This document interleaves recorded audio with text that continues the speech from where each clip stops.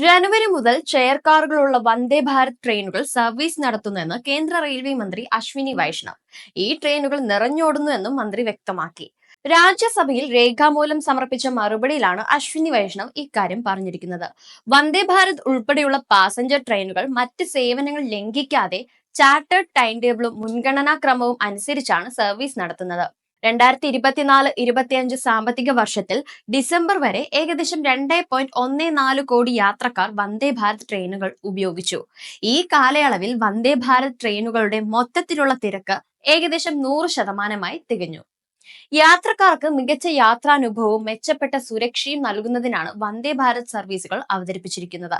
Kavach system, faster acceleration, fully sealed gangway, automatic plug ഡോറുകൾ, better ride comfort, hot case, bottle cooler, deep freezer, hot water, boiler, mini pantry, reclining ergonomic സീറ്റുകൾ, executive ക്ലാസിക്കൽ കറങ്ങുന്ന സീറ്റുകളുള്ള ഇരിപ്പിടങ്ങൾ, ഓരോ സീറ്റിനും mobile charging സോക്കറ്റുകൾ, ഡ്രൈവിംഗ് ട്രെയിലർ കാർ, ദിവ്യാംഗർ യാത്രക്കാർക്കായി പ്രത്യേക ടോയ്ലറ്റുകൾ, CCTVകൾ തുടങ്ങിയവയാണ് വന്ദേ ഭാരത് ട്രെയിനിലെ സൗകര്യങ്ങൾ.